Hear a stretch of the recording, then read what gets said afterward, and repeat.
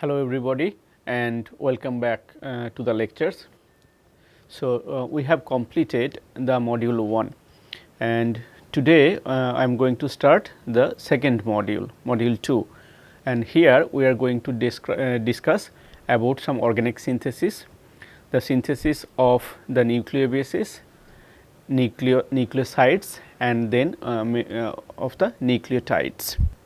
So, when you look at the nucleobases adenine, guanine, cytosine, thymine, as I have mentioned that there are of two types, as you know already, pyrimidine and the purines. So, thymine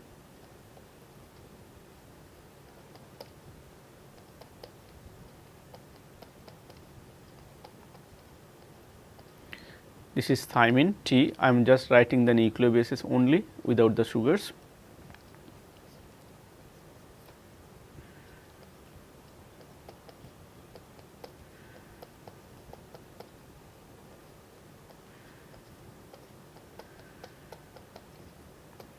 Cytosine and we have uracil in RNA. These three are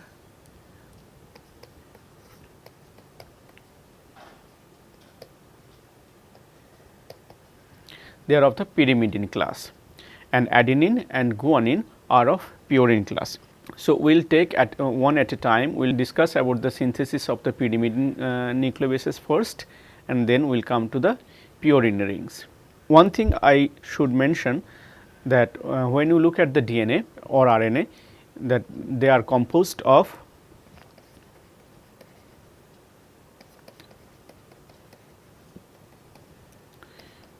nucleobases plus sugar plus the phosphate.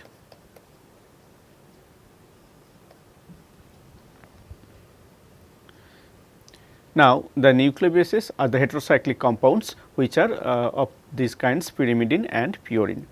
Now, when the nucleobase is attached with a sugar, so nucleobase plus sugar, this is known as nucleoside.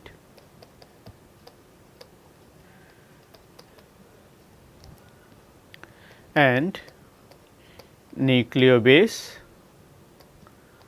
plus sugar plus the phosphate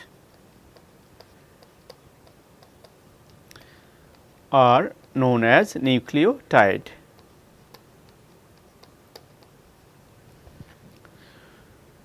So, we will see how can you manufacture or how can we synthesize these kinds of entities, these kinds of molecules, the nucleobases, then nucleosides and then the nucleotides in your laboratory. So, why is it important to synthesize these kinds of compounds? In biological cells, they are biosynthesized. There are processes involved that manufactures all these nucleobases, the nucleosides as well as the nucleotides within the cells with the help of enzymes, the proteins. But for a scale up operation, in order to work in the laboratories, you need a massive quantities of them. So, therefore, you need to work out a plan, you need to find out certain methodologies how to synthesize or how to develop these kinds of molecules in the laboratory, number 1. Number 2, there are many drugs, there are many medicines in the market which have the similar structures of the pyrimidine or the purine or the nucleosides kind of structures, and they act as very good medicines for different kinds of diseases. So, therefore, evolution of such molecules or the making derivatives, making variations of the natural nucleobases or the natural sugars are important to develop new molecules which may have utilities. So, as you already have seen, I have in the first lecture probably I have shown some of the molecules that are of the pyrimidine type. For example, 5-fluorouracil I have talked about.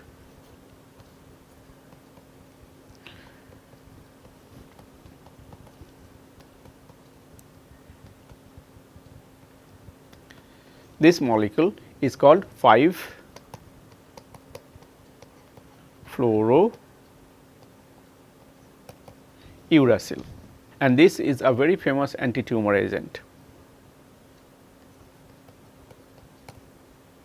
anti-cancer drug or a chemotherapeutic drug. Here you can see that this is a pyrimidine nucleobase basically with a fluoride atom attached here, where the CH3 was for thymine, or where there was a hydrogen atom for uracil, here you have a fluoride atom. And of course, this is not a natural product, this is not available naturally, you have to synthesize it. Similarly, another molecule which looks very similar, fluoride,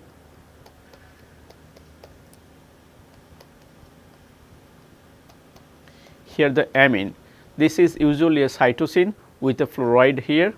So, this is called 5-fluorocytosine. This is 5-fluorocytosine, which is also an chemotherapeutic agent, very well used chemotherapeutic agent actually.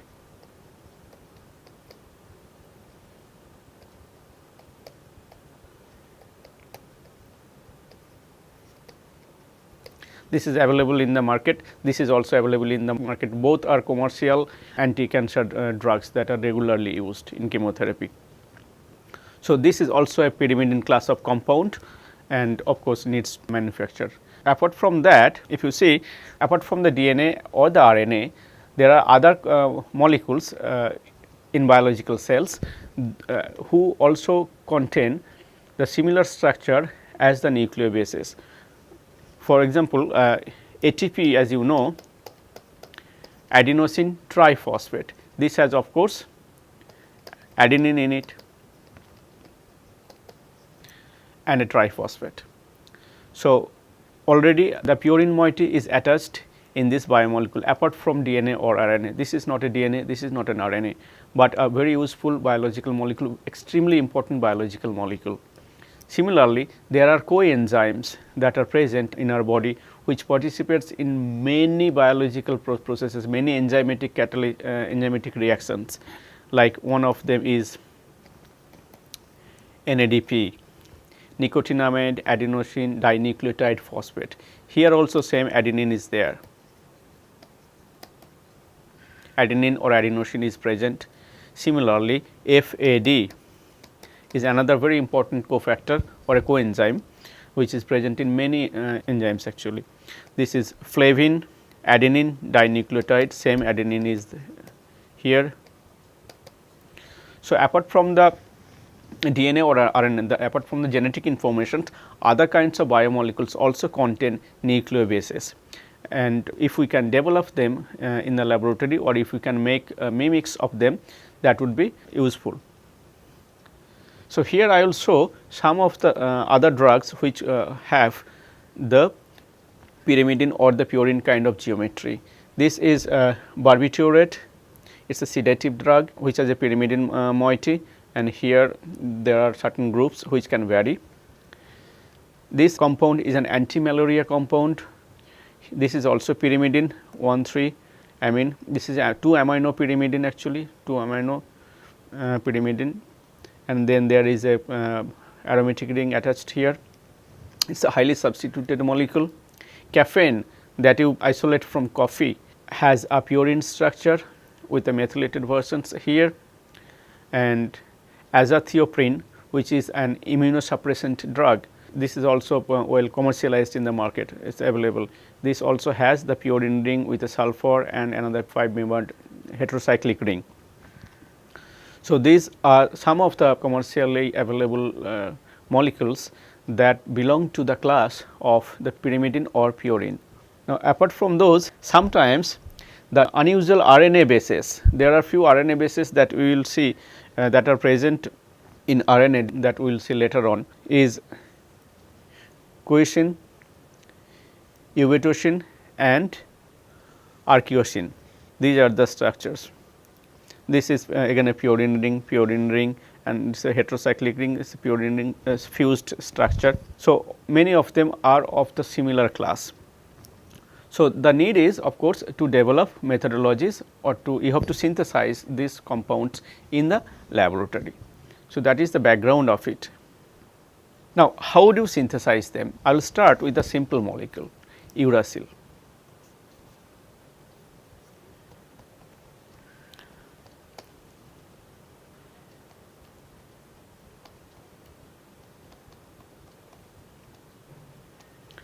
So, if you want to synthesize the DNA structure, which means that comes with the sugar here and then a phosphate here and then the other sugar. So, first we will see how the nucleobases, the free nucleobases can be synthesized, that is one. Second is how the nucleobases could be attached with the sugars, that is number 2, and number 3 how the full oligonucleotide or full DNA or RNA can be synthesized. So, starting with the free nucleobases, in this case I have taken the example of uracil.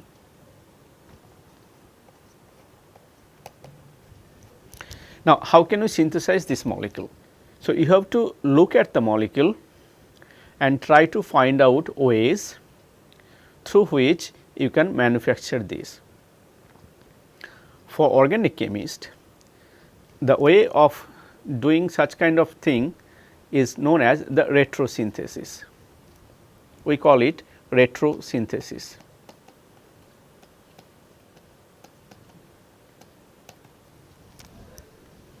Retrosynthesis means thinking back.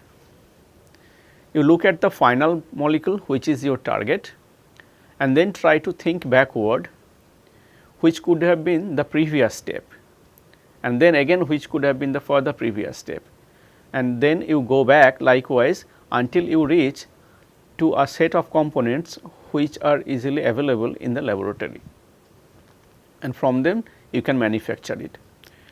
So, by looking at the molecule you have to think what the previous step could have been.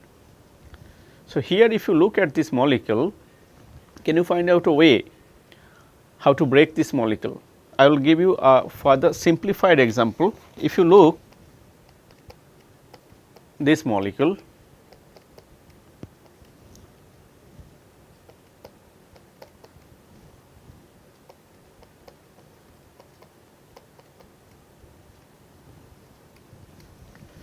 if you look at this molecule and if I ask you how to synthesize this molecule,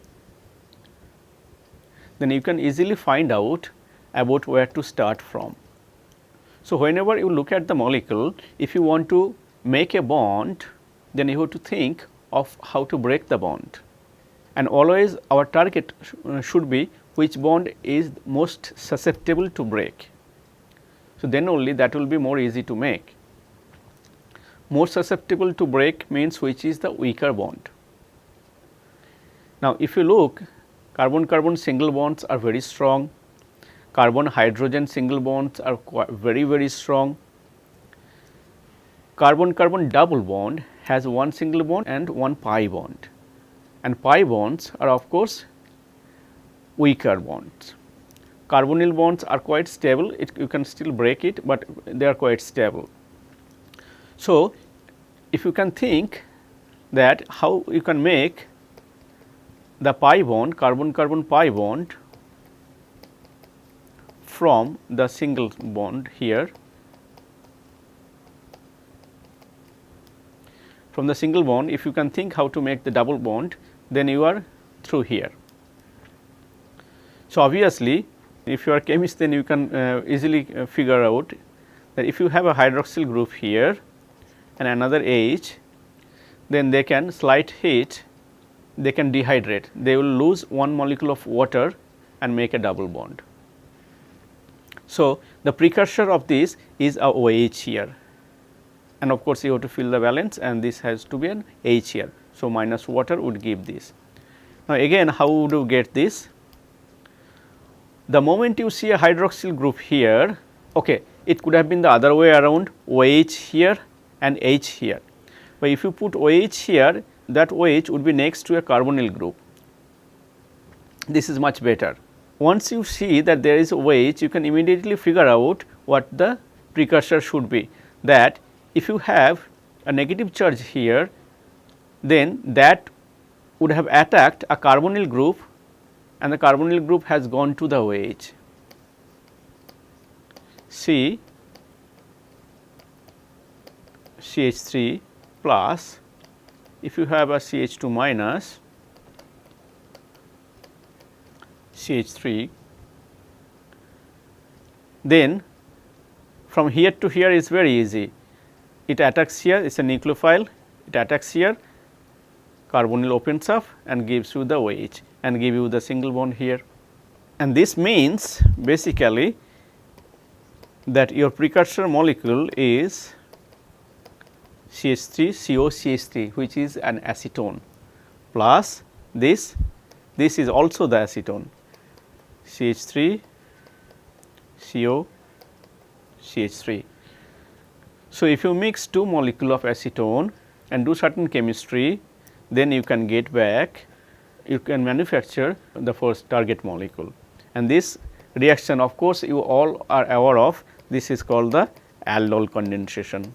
So, by looking at the target molecule, you can think backward how to come down to the readily available materials and then find out a way to synthesize the final compound. So, from here, from the two molecules of acetones to this final compound, all you have to do is you have to add concentrated sodium hydroxide, that is all. Then you will get this compound and slight heat. This is called aldol condensation. So, that is the way to think back, that what could be the previous step. Now, coming back to the nucleobase, if you look at the uracil, then you have to think what could have been the previous step. Now, if I see here, as I have mentioned, which bonds are weaker to make? There is a pi bond, which of course can be weaker. At the same time, if you see the heteroatoms, carbon nitrogen bonds or carbon anything, any heteroatoms, if it is present there, those bonds would be easier to make, because there is a huge difference of electronegativity. The heteroatoms contains lone pair of electrons, or they can be made electron rich very quickly, very easily, and your carbon can be made electron deficient, as you are seeing the carbonyl compounds. Carbonyl compounds can be made very electron deficient, and they are already electron deficient, because if you have a carbonyl compound, this is delta minus. So, it drags the electron towards itself, that creates a positive charge on the central carbon. So, this carbon center is electron deficient, and if you use a heteroatom which is electron rich, that can readily attack there. So, making a carbon heteroatom bond is easier. So, in this case you can think that you can break this bond quite easily. So, if you break this bond, then what will have? You can break this also, but this is easier to make. I mean, even if you do not break it, it will come back very easily, that you will see. So, at first I am breaking this CO, you have this NH CO. If you break this bond, then you have a amine NH2. Now, there has to be something here. What is it? If the nucleophile, if the lone pair of electrons on nitrogen attacks here, something has to release, something has to go away, and if that is a good leaving group, then the thing becomes very easier. So, if this becomes a good leaving group X, and I am directly writing here, for example, okay, X. This X can be, for example, if it is a halogen atom chloride, then the nitrogen can attack, chloride can go out, because Cl would like to go away as Cl minus, it is highly electronegative. So, you need a good leaving group present in this position. or it can be OET, for example, OCOCH3, a ether group which can be made, and in that case this is an ester which can be made a very good leaving group. So, this thing you can convert it into an ester, for example. It can be Cl, it can be ester. Then this becomes an ester, and if the nitrogen lone pair attacks here, then this will release very easily. It is a nucleophilic substitution reaction, and you will get this bond. So, it is easier to cleave such a bond. Now, once you have done that,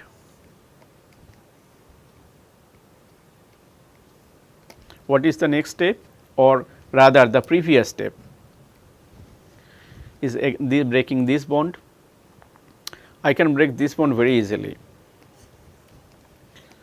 The same way actually, CO, I am keeping this as OET, and then this becomes NH2 and NH2.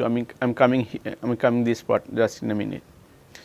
Now, this molecule, if you break here, is urea, which is readily available material and very easy, very cheap. Now, how can it attack here? So, if you have the urea has to attack this carbon, which means this carbon has to be electron deficient. How to make that carbon electron deficient? I can do that. If this is a carbonyl group, which means this is an aldehyde basically, then this can attack very easily. And now think a little bit advanced. If it attacks here, this will become OH, and if it is OH, there is H here, it will dehydrate, it will eliminate water molecule and give you this double bond. So, you have to do a little bit permutations and combinations and think a little bit of organic chemistry, then you can easily figure out, and this is easy actually, it is not very difficult to do. So, a combination of urea and this molecule can give rise to your target molecule, that is according to your scheme. Now, such kind of molecule is known as, if this is a ketone or an aldehyde, this is beta. If this is a ketone, then this is called beta keto ester, which are also kind of available materials. Now, the question is whether you can make this compound out of these two reagents or out of these two starting materials. In other words, now we have to do the forward process. So, this is called the backward process. Now, we have to do the forward process, whether the scheme you have developed is feasible or not. You may develop different kinds of schemes, and then they have to be meaningful. Then you have to find out whether from the starting point you can actually go down to the target molecule. Now, we will start with these starting points and then see whether we can synthesize the uracil or not. So, here OET, this can be any other leaving groups also, just like halogens, chloride. So, this will become acid chloride, which is not bad, which is also okay, and this is a aldehyde, plus now we have urea. If you take these two compounds, what do you get? If you use concentrated base or acid actually, if you use concentrated acid for example, then the acid will protonate, where it can protonate this, it can protonate there. So, if it protonates here, this becomes a positive charge and this carbon becomes electron deficient, therefore, this can readily attack. So, I can go down here, this will become OH and I can get NH, NH2. If it attacks here, this will lose one proton and this is the weight. You will get this, and in presence of high heat, we usually need to do reflux in presence of solvent, then this reaction can happen.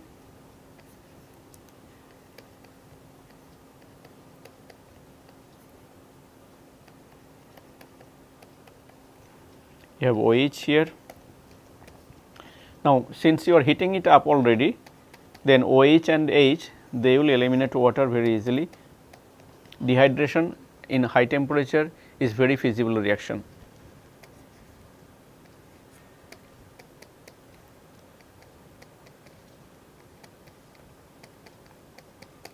You have your uracil. So, this is one of the ways you can synthesize the uracil molecule from the very easily starting materials. One is this, another is the urea. Now, there are other methods available, lot of different permutations and combinations can be done. I will mention few simple ones, one or two simple ones, and I will show you how we can do the variations, how we can do chemical modifications to such structures. Now, the problem of these kinds of methods is that you have to use high amount of concentrated acid. Then in this case you sometimes need to hydrolyze the ester, that by using concentrated sodium hydroxide, concentrated base, or sometimes even stronger base, sodium ethoxide. So, very strong base, and you have to use high temperature reflux. So, you have to make all the compounds soluble in a solvent. So, you need a lot of solvent, organic solvent, and you need a reflux temperature for the solvent. So, high amount of acid and high amount of base, concentrated base is required for such reactions. You need huge amount of solvent and huge temperature to carry out such kinds of reactions. So, you can see the thymine, if it is thymine, there will be a methyl group here.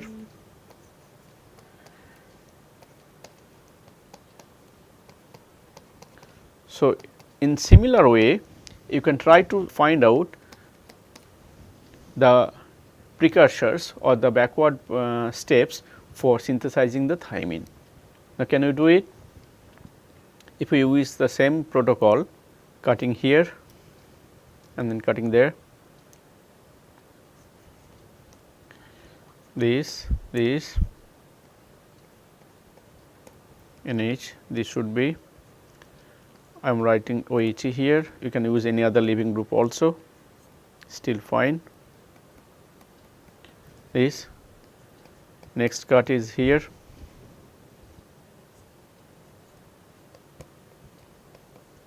COOH, this should be ketone, there will be methyl, this should be H,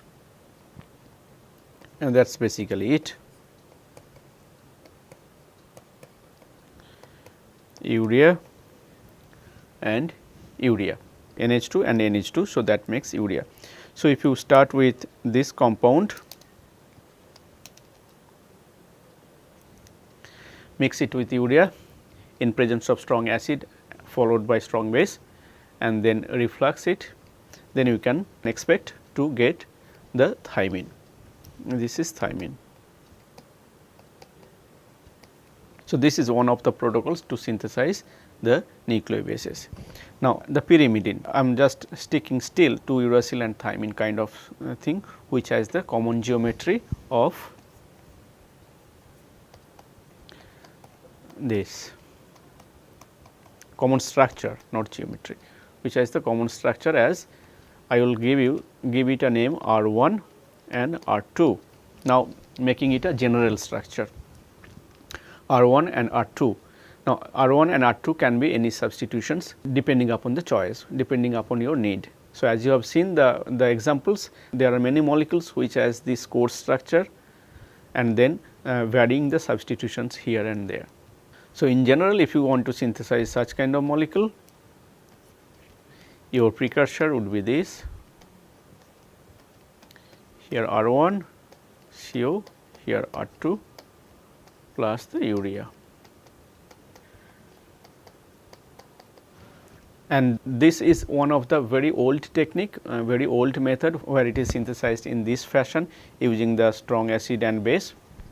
Now, I will show you that we have been working in this area for some time, and we have synthesized many different kinds of variations of the pyrimidine nucleobases like this and other ones. I will just show you, and we have developed new methodology how to synthesize these kinds of molecules from the same kind of precursor, but changing the reaction conditions, and that gives you much better yield, very less time, and without the presence of solvent. So, solvent factor is one essential factor, and if you can reduce that, then you save lot of money as well as you save the environment. So, it is to some extent environment friendly procedures that you do not, if you do not use organic solvents, because there will be lot of waste of organic solvents if you carry out organic reactions, and that is not good for the environment. So, I will show you a method. I will just come back here just in a brief period. This is what we have developed and published. If you have, this is the same beta keto ester as you have seen earlier, and this urea, and instead of using a huge amount of strong acid and strong base, if you just use weaker acid, in this case we are using the Lewis acid, which is BF3, that always presents in ether, mostly it is solubilized in ether. So, BF3 is the Lewis acid, La for Lewis acid. You do not need strong acid, you do not need strong base, just a little bit amount of the Lewis acid, and then if you do the reaction in micro oven, not the kitchen micro oven, there are micro oven reactor that are available for the chemical reactions. So, microwave reactor at around 140 degrees Celsius, you do not require any solvent, then you get this kind of molecule R1 and R2 with variations. And we have made plenty of molecules which has a complicated geometry, which otherwise if you use strong acid and strong base, as you have seen earlier, you cannot synthesize most of these complicated molecules using that methodology or using that reaction conditions. So, here we have used many different kinds of molecules which has a branched chain, which has a longer alkyl chain, which has aromatic ring attached, also 2 aromatic rings attached here, and all of them are coming at very high yield, and this reaction takes only 5 to 10 minutes. So, when you have seen that reflux method, this method, they take overnight or 2 days or 3 days, sometimes even 3 days of reaction in reflux condition. So, in this case micro-oven reactions, then all reactions were mostly finished between 5 and 10 minutes of the reaction, and you get quite high yield of the molecules. We have synthesized few other different class, like I will just show you now. Here instead of using urea, you have used the thiol or thiourea. So, next class is, so this comes with urea. Now, if this is your target molecule, I am sticking to the simple molecules actually, I am not going to the complicated molecules. S. If it is S instead of the O here, which is, and then what will be the precursor? Of course, the same precursor for this part,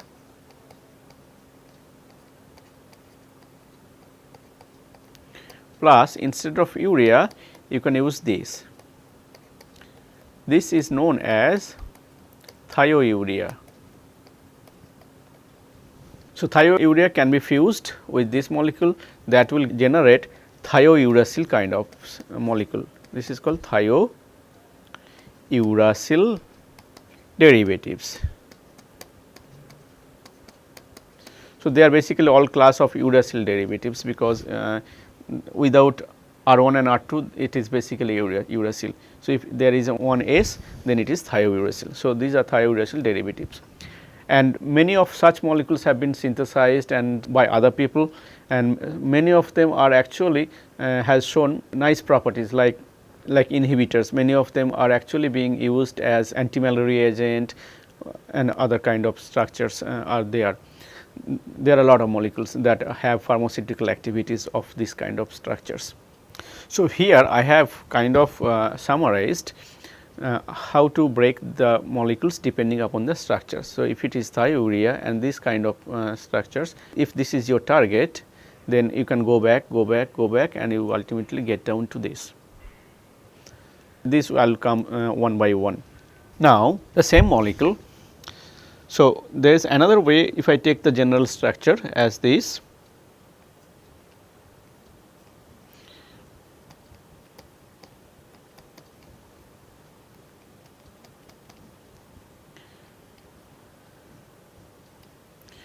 So, this is also pyrimidine. If you do not have the carbonyl group here, if you have, for example, here R1, here R2, here R3, this is also pyrimidine molecule. Now, how would you synthesize such molecules? So, you can go back in the same way as we have seen previously, or there is another method which I will come directly from the starting point, is known as the Bigenelli reaction.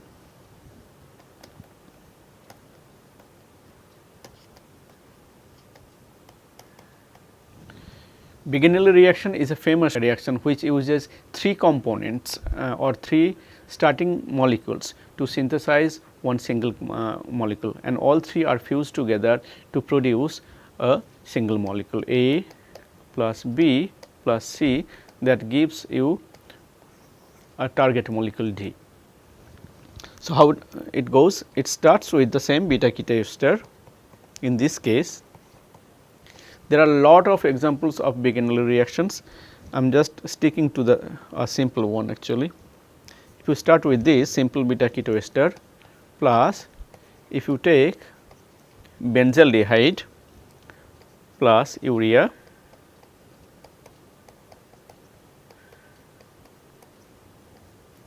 then your final product would be NH.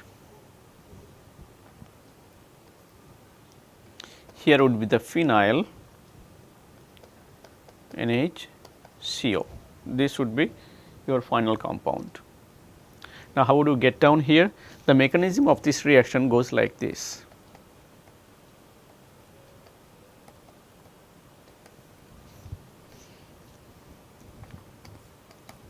First, this forms an enolate.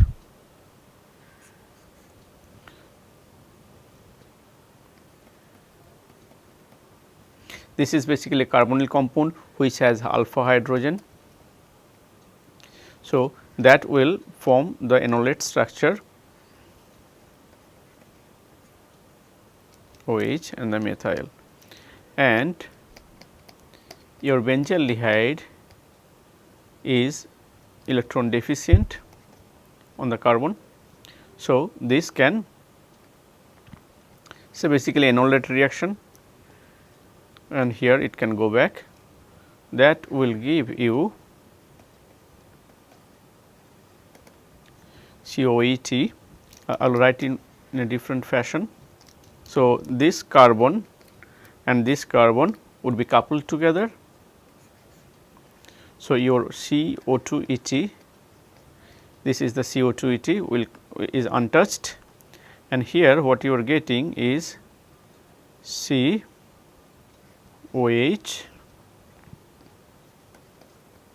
and pH, and here you are getting back the carbonyl. This is formed. Now, this will dehydrate and will give you CO2ET and your pH. There would be a double bond here minus water, this OH and this H would go away. Now, if you fuse it with urea, this will go here, it can come. So, you will have the pH here, CO2ET comes back, NH, CO, NH2, and then this fuse, and of course, that will form the double bond OH, and then it will form the double bond. This you can figure out very easily. You will have pH, you still have the CO2 left. Now, if you heat this up, you get a very quick decarboxylation, minus CO2, carbon dioxide will go away, will be eliminated, and that will give you the plain structure pH. So, it is a 3 component reaction, goes via some multiple steps, but the reaction is very quick and instant, it gives you the single product without much other side products. Now, this is for the uracil kind of moiety. Now, if you take the cytosine, cytosine has amine group here in NH this. If I make it general, so R1, R2. How to synthesize this molecule now? If you go back, now double bond again. So, which can, now you have to think a little bit here. So, this part can be the same. So, I can keep this for the moment NH2 and this becomes this R2 R1. Now, if you cleave this bond, this nitrogen becomes NH2, which is fine. Now, you have to think, or you have to find out a way to make this carbon electron deficient, so that the amine can react, this NH2 of the urea can react. Now, here you have to think what could be the precursor of a amine that has electron deficient center, and for organic chemist it is easy that this is a cyanide.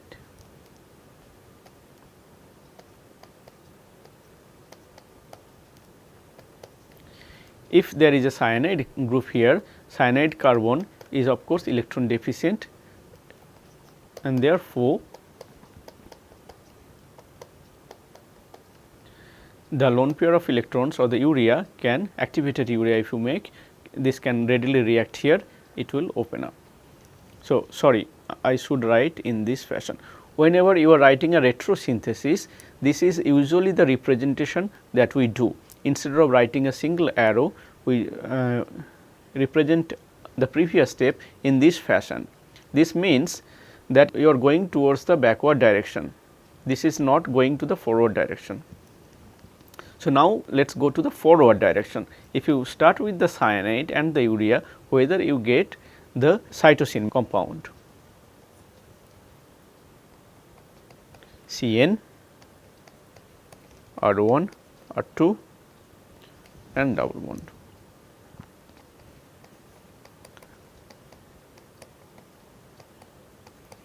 Urea, if this attacks here, this opens up. So, what you get is double bond N and H, and I am not showing, I will fuse it straight because you already know this, and there will be double bond here. This is R2.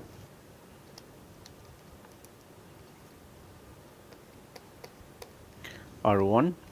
So, you get already one double bond NH, and of course, double bond NH is not stable. So, that will tautomerize itself quite towards the forward direction,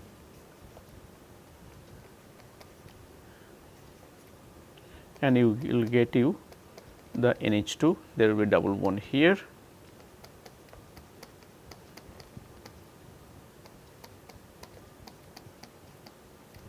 Easy, your cytosine derivative is synthesized. So, in this slide you can see that if you have thiol, then this would be the root. Here you have an amine. So, same as that I have just shown, if you cut this, it will come down to a cyanide, and then if you chop this, it will be this compound plus the urea. If it is this kind of geometry, then you can have the ester here as well, and this one ester, two ester. You can actually do this from both esters instead of the beta keto ester. We have used this one ester and R one ketone, you can use both esters also, you will get down to the same thing, same kind of molecule if you want a carbonyl group in this position. So, I will show you what are the variations we have done and what are the mechanism of this. So, in this case using the BF3 ether, beta ketoester and urea, you can get down to the uracil kind of derivative as well as the thiouracil kind of derivative. This is the mechanism of this reaction, which is quite important actually. So, as I have shown earlier that when you use strong acid that activates the carbonyl compound, in this case also use of BF3 as the Lewis acid, that will activate this carbonyl group. Ester will remain intact, the carbonyl will be better activated or more prone to be activated by the Lewis acid. So, this would be a kind of Lewis bond which drags the electron density. BF3 has empty orbital which attracts electrons. So, BF3 is electron deficient. So, oxygen electron can go towards the BF3, that makes this carbon electron deficient. So, therefore, the urea, the lone pair of nitrogen of urea can react very easily, attack very easily. Of course, you can make the enolate formation also, that gives you this. Then once you get the double bond, this reacts eliminating the ester and you get the your uracil derivative. So, advantage of this procedure is, as I have mentioned, that we do not need to use any solvent, which is slightly has advantage towards the environmental factor. You are not using strong acid or strong base, which again is beneficial for the environment, because most of those things go to the water drain. After the reaction is over, you have to discard the acid and unused part of it. So, that will contaminate water. Reaction time is very short, 5 to 10 minutes. The yield is quite high. Many of the compounds that we have made cannot be synthesized using that classical method, and of course, the wide scope of substrate means you can make several variations. And we have seen one particular compound has shown the artificial base pairing also. So, this is just for a small kind of information that you have seen when we have done the Watson-Crick base pairing, that adenine pairs up with thymine. And here what we have found out, the crystal structures, that if you have, instead of the thymine, if you have this group, isopropyl group. So, this is 1, 2, 3, 4, 5, 6. Thymine was methyl at the 5 position. So, this compound is isopropyl in the 6th position, isopropyl, and this molecule shows, actually this is also the same molecule. Two of this molecule, they pair up with a single adenine. So, usually one adenine versus one thymine. In this case, we have seen the two of such kind of thymine derivative pairs up with one molecule of adenine, and the mode of hydrogen bonding, what we have figured out is this part is Watson-Crick and the other part is Hoogsteen. So, I had shown that triple helix formation. So, this is kind of triple helix formation from this artificial nucleobase, and so therefore, you can make artificial base pairing also. You can use these molecules to form artificial base pairings as well. So, now a second kind of example is, if you want to synthesize this kind of molecule, which is just the reverse kind of cytosine. Your cytosine was